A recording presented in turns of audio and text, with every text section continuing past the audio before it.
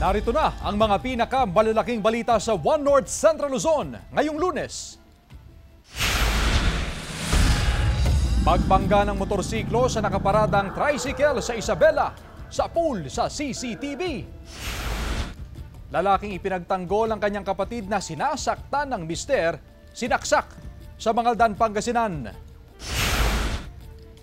Estudyanteng babae pinagtulungang saktan ng kanyang kaeskwela sa Bambang, Nueva Vizcaya. At mahigit 160 na mag-aaral sa Dagupan City nagkaklase sa temporary learning space.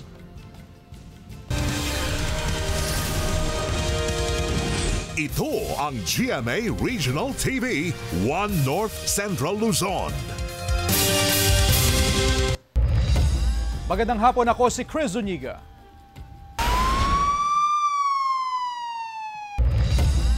Si 70 anyos na lalaking ipinagtanggol ang kanyang kapatid na babae na sinasaktan ng mister, sinaksak sa Mangaldan, Pangasinan.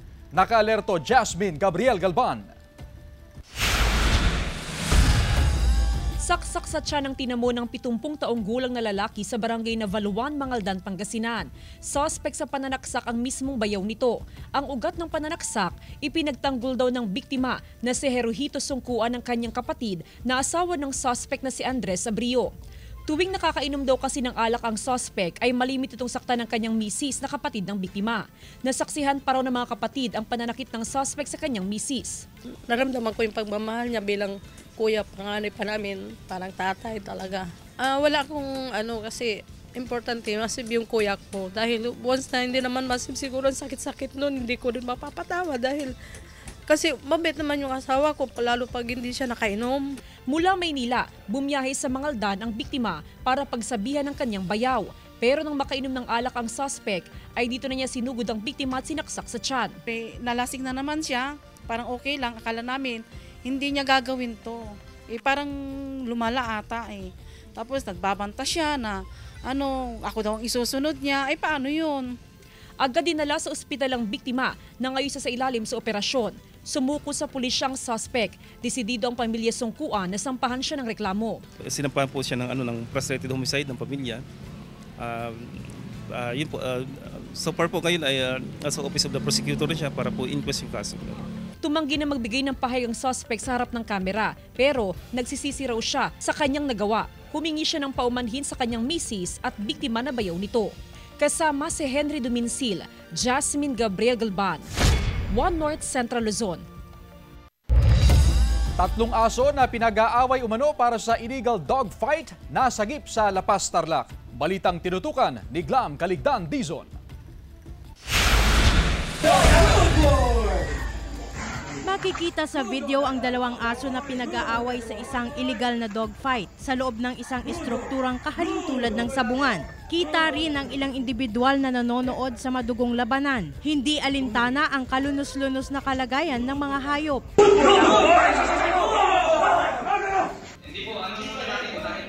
Isang alias Akira ang naaresto sa operasyon ng Criminal Investigation and Detection Group Anti-Organized Crime Unit, katuwang ang Presidential Anti-Organized Crime Commission at ang Animal Welfare Investigation Project. 3 asong buhay ang nasagip at agad na itinurn over sa AWIP para sa rehabilitasyon. Kasama sa mga nakumpiskang ebidensya ang isang kulungan para sa dogfighting, 2 improvised wooden bite sticks, 2 healing oil, mga gamot, 1 dog cage, 1 dog chain, mga bite tools at 1 cellphone. Ayon sa AWIP, karaniwang ginagamit ang mga weighted collar at training pole upang sanayin ang mga asong panglaban. Sa kasong ito, minadali umano ng sospek ang proseso at 1 8 linggong tuta ang nakita nilang ginamit na para sa laban. The condition of the dogs when we found them was really pitiful.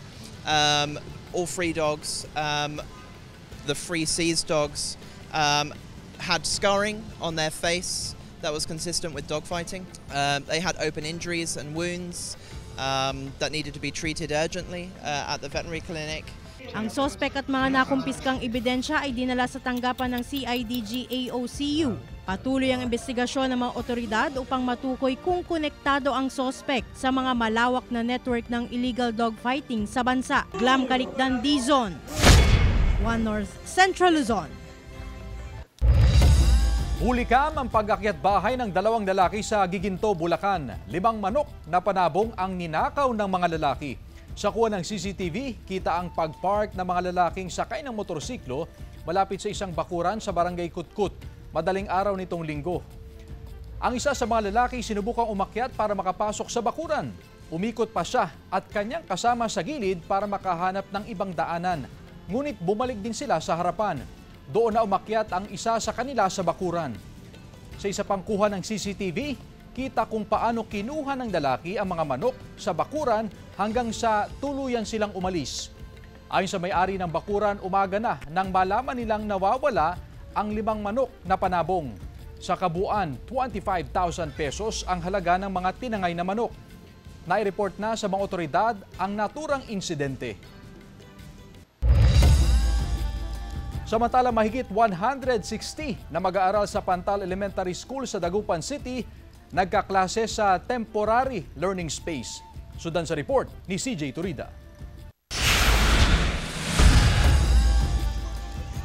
Simula noong pasukan, dito na nagkaklase ang mga mag-aaral na ito ng grade 3 sa Pantal Elementary School sa Dagupan City. Mahigit 160 na grade 3 pupils ang apektado. Sila ang nagkaklase sa ginawang temporary learning space ng paaralan. Katunayan, 5 ang ginawang makeshift classroom pero 4 lang ang ginagamit. Ginagamit temporarily habang inaayos po natin o kinoconstruct yung bagong building natin. Sa di kalayuan, puspusan ang paggawa sa 3 palapag na school building na proyekto ng lokal na pamahalaan. Binubuo ito ng 12 silid-aralan. Inaasahang matatapos ang bagong gusali sa Oktubre. Ayon sa ilang guro, bagamat apektado sa kasulukuyan nilang sitwasyon, lalo na kung umuulan, kailangan lang daw ng kaunting tiyaga. Pag natapos naman po, malaking tulong naman po para sa mga estudyante namin po, sir. Nagka-monitor ang pamunuan ng paaralan sa sitwasyon ng mga mag-aaral at kanilang mga guro, lalo na ang ventilation ng mga silid. May inilagay na 5 electric fan sa mga classroom upang hindi mahirapan ng mga bata, lalo na kung mainit. And lahat naman ng gamit nila at kakailanganin nila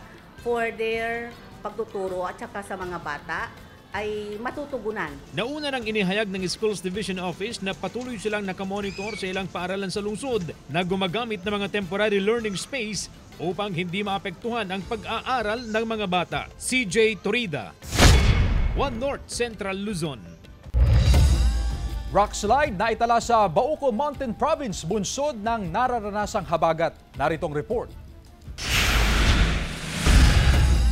Hapon ng Biyernes, makikitang sunod-sunod ang pagdaos-dos ng mga bato mula sa bundok sa bahagi ng Mabaay section, partikular sa Ampingke area sa Halsema Highway sa Bauco Mountain Province. Makikita ang mga naglalakihang batong nakakalat sa kalsada. Resulta raw ito ng pag-uulan bunsod ng habagat. Ngayong araw, possible na ang lahat ng kalsada sa bayan, pero patuloy na pinag-iingat ang mga motorista sa banta ng rockslide. Dubling pag-iingat po, ma'am, sa lahat ng mga lalo na po dito pagka malakas pa ulan at sa gabi. Dubling ingat po, ma'am, lalo na pag doon sa landslide po yung po natin, ma'am. Nagmistulang waterfalls naman ang ilang bahagi ng Cannon Road sa Benguet noong Biyernes dahil sa malakas na pagbagsak ng tubig mula sa bundok. Kuha ang video na yan ng isang motorista habang binabagtas ang bahagi ng Camp 1 sa Tuba, Benguet. Kita rin sa video ang pagbigat ng daloy ng trapiko dahil dahan-dahan ng mga motorista sa pagdaan sa bahaging binabagsakan ng tubig. Pinapayuhan ng otoridad ang mga motorista na dumaan muna sa Marcos Highway, lalo na kung maulan ang panahon. Medyo delikado pa rin dahil there is still na rainfall na nangyayari. At of course, sa mga landslide prone areas pwedeng mangyari o nangyayari na. No? Tumaas naman ang antas ng tubig sa ilog sa Barangay Castro sa Sudipen, La Union kahapon. Ilang oras na hindi nadaanan ng mga light vehicle ang Castro Porporiquet Access Road. Jasmine Gabriel Galban, One North Central Luzon.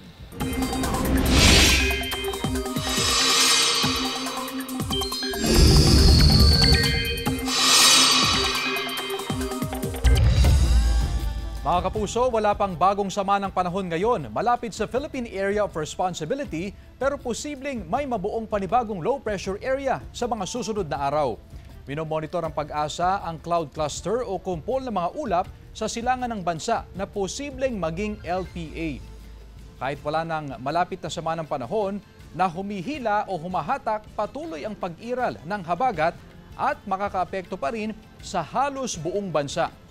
Base sa datos ng Metro Weather, may tsansa pa rin ng ulan sa Northern at Central Luzon.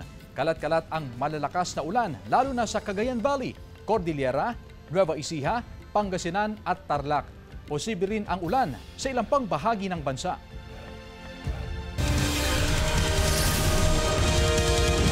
Ito ang GMA Regional TV 1 North Central Luzon.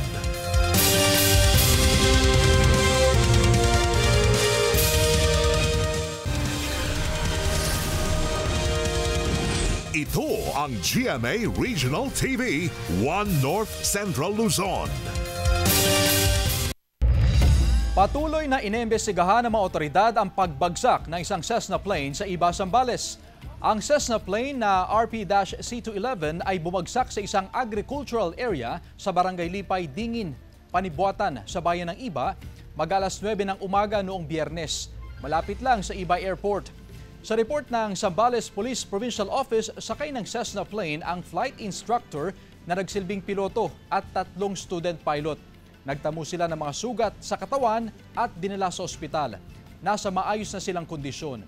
Samantala, sinuspindi ng CAAP ng 1 linggo ang lahat ng flight training operations ng akademya dahil sa insidente. Sa pool sa CCTV ang pagbangga ng isang motorsiklo sa nakaparadang tricycle sa Cabagan, Isabela. Yan at iba pang balita sa pagtutok ni Jewel Fernandez. Sugatan ng isang rider matapos bumangga sa nakaparadang tricycle sa National Road na bahagi ng Barangay Katabayungan sa Cabagan, Isabela. Ayon sa investigasyon, mabilis ang motorsiklo kaya hindi napansin ng rider ang nakaparadang tricycle sa harap ng isang tindahan. Agad na rumisponde ang Cabagan MDRRMO at dinala sa pagamutan ang rider. Pinaalalahanan ng mga motorista na mag-ingat sa pagdadrive lalo na kapag gabi at iwasang uminom ng alak kung magmamaneho. Sa amateur video naman na ito, makikita ang 4 na kataon sa gilid ng kalsada sa Malasiki, Pangasinan. Ayon sa investigasyon ng pulisya, nag-overtake ang garong ng eksaktong may parating na motorsiklo na dahilan ng salpukan ng dalawa. Agad itinakbo ang 4 na biktima sa pagamutan. Mga minor injuries lang na natamo sila. Pati yung mga sakyan nila may mga nagkaroon ng mga damages pero nagkayos na yung dalawa. Nagliyab naman ang tricycle na ito sa gitna ng kalsada sa Lawag City, Ilocos Norte. Saktong may mga bumbero na nasa lugar kaya agad nilang nirespondihan ang sunog. Ayon sa mga bumbero, hindi nasaktan ang driver na agad nakababa sa tricycle nang mapansin niyang mainit at nasusunog na ang makina. Patuloy na inaalam ng otoridad ang sanhi ng sunog. Jewel Fernandez, 1 North Central Luzon. Estudyanteng babae pinagtulungang saktan ng kanyang kaeskwela sa Bambang, Nueva Vizcaya. Naritong report. Sa video na ito, kitang nakatambay ang grupo ng mga grade 8 student sa isang tent sa Bambang, Nueva Vizcaya. Isa sa kanila nagsiselfone sa gilid hanggang sa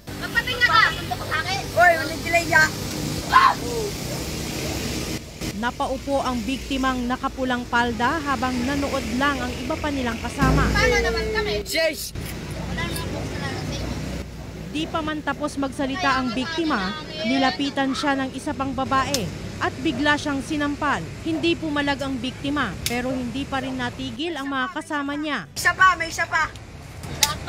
Ang mga nanakit nagtawanan pa habang ang biktima nanatili na lang na nakaupo at di na kumikibo. May isa pa ulit na sumampal sa kanya. Doon na sila nilapitan at inawat ng isang may-ari ng kalapit na tindahan.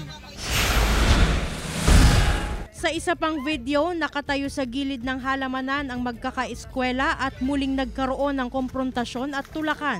Nataranta ang grupo at agad sinilip ang biktima na nakahiga at nadaganan ng tumulak sa kanya. Muli silang pinuntahan at inawat ng may-ari ng tindahan. Ang nag-viral na insidente na nangyari noong Martes, nakarating na sa alkalde ng Bambang na agad nagpaimbestiga. Kuha ang mga video ng isa ring kasama ng mga estudyanteng kita sa video. Base sa inisyal na investigasyon, nag-cutting class o lumiban sa klase ang mga estudyante at nag-inuman malapit sa paaralan. Kainitan daw sila hanggang sa nauwi sa sakitan. Ayon sa Schools Division Superintendent, 5 ang sinasabing nanakit sa biktima at rekomendasyon ng mga otoridad, lumipat sila ng paaralan.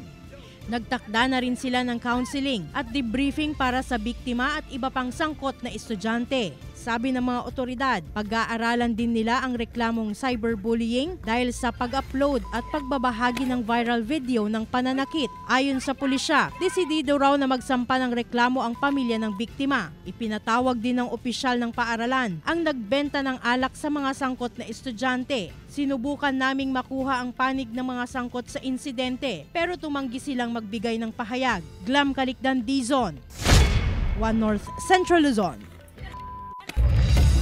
Halos piso hanggang 2 piso kada litro ang nakaambang taas presyo sa mga produktong petrolyo bukas. Makibalita tayo live kay Jasmine Gabriel Galban.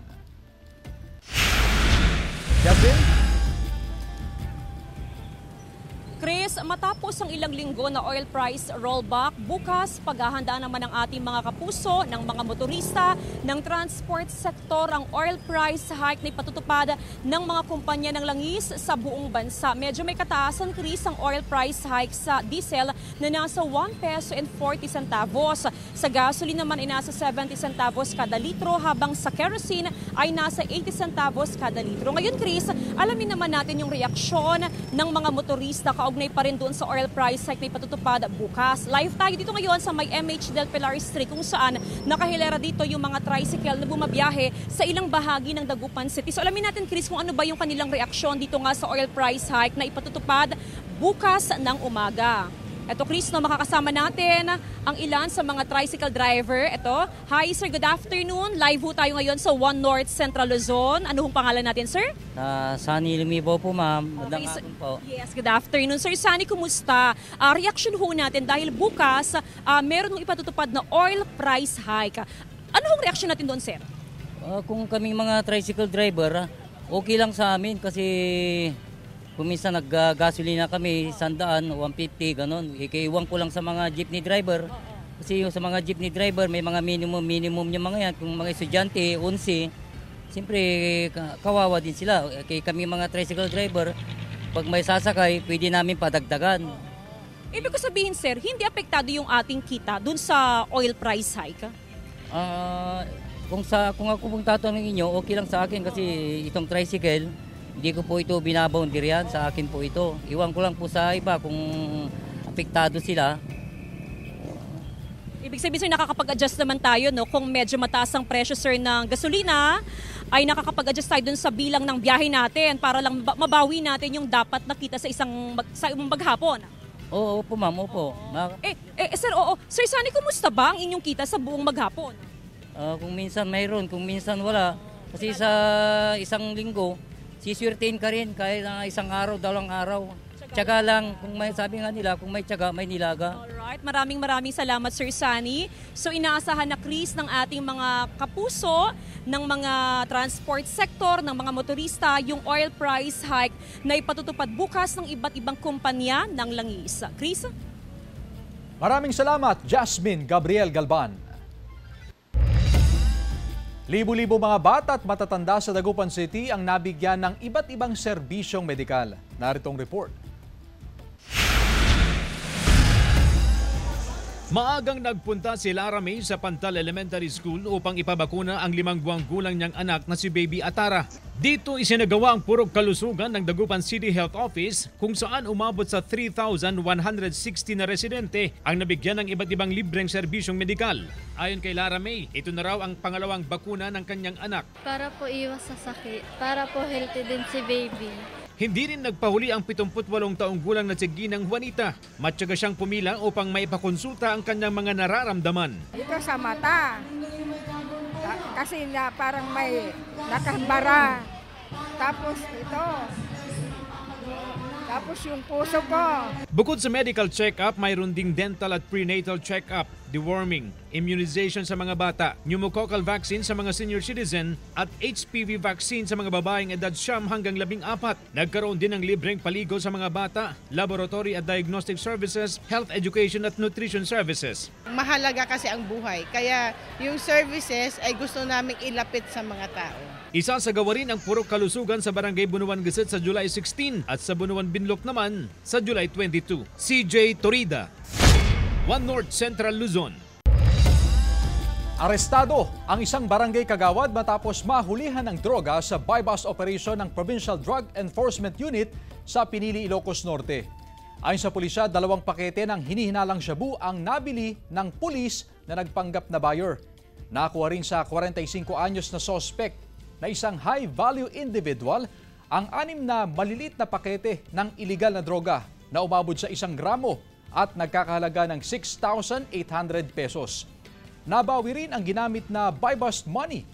Maharap sa kasong paglabag sa RA 9165 ang suspect.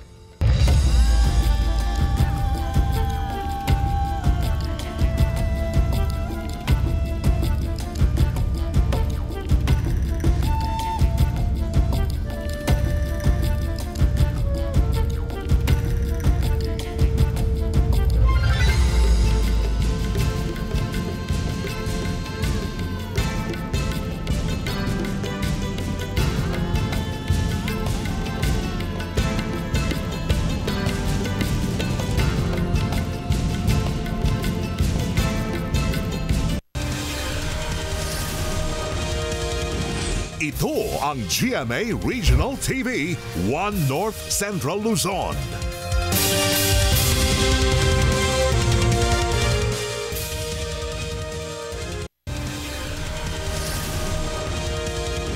Ito ang GMA Regional TV, 1 North Central Luzon.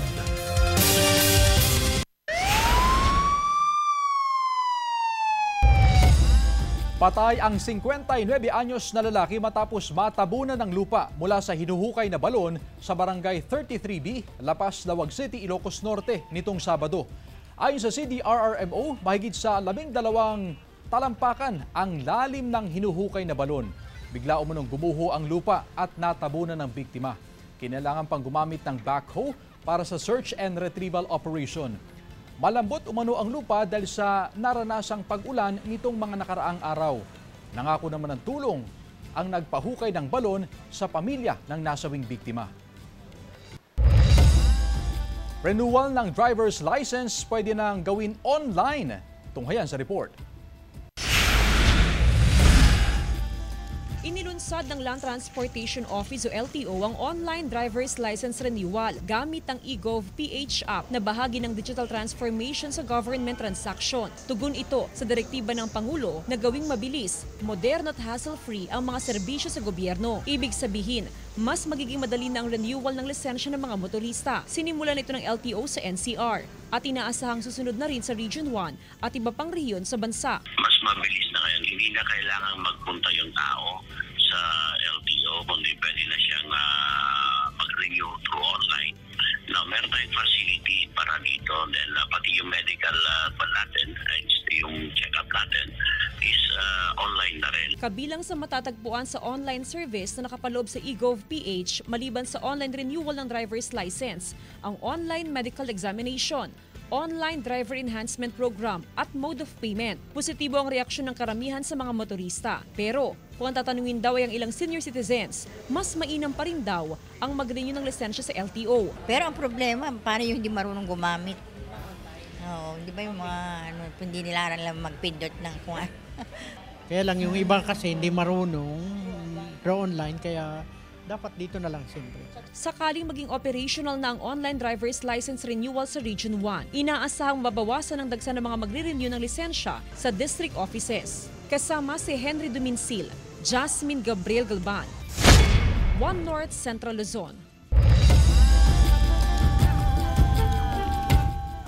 Sumentro sa humble beginnings at pagpapasalamat ang talumpati ng ilang GMA executives sa Beyond 75, the GMA 75th Anniversary Special. Reunited din ang Kapuso Stars at iba pang kilalang personalities sa naturang event. Narito ang report.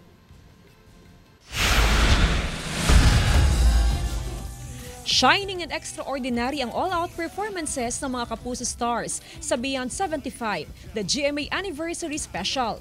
Isa sa highlights ng program ang playful at modern rendition ni Alden Richards and Michael V ng SB19 hit song na Dungka. Nangharap na naman si Dingdong Dantes kasama ang bandang Ben and Ben.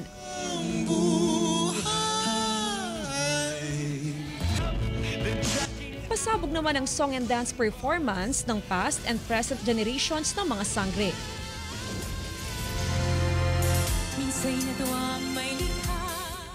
Sa pag-awit ni Aisel Santos at Christian Bautista, kinilala ang mga mamamahayag ng GMA Integrated News at GMA Public Affairs. Binigyang pugay din ng ilang pumanaw na icons sa mundo ng showbiz at news industry. Nag-alalay ni Gaga at Bruno Mars naman sina Julian San Jose at Sam Concepcion sa kanilang powerful duet. Di rin nagpahuli ang PBB Celebrity Collab Edition housemates with their live and virtual performance. Sa pagdiriwang ng Diamond Anniversary ng Kapuso Network, inalala ni GMA Network Chairman Attorney Felipe L. Gozo ng humble beginnings ng GMA. From the very beginning, we were fearless. And that spirit still lives in everything we do. Our rise as the country's most trusted and most awarded network wasn't easy.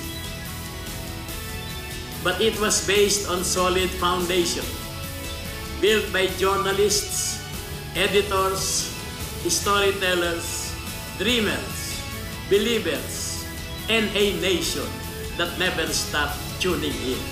Nagpasalamat si GMA Network President and CEO Gilberto R. Duavit Jr. sa mga bumubuo ng network, gayon din sa mga naging bahagi ng 75 years journey ng GMA. GMA is where we all belong. We have laughed, cried, learned, and grown together. We were there to celebrate our country's triumphs over adversaries and threats.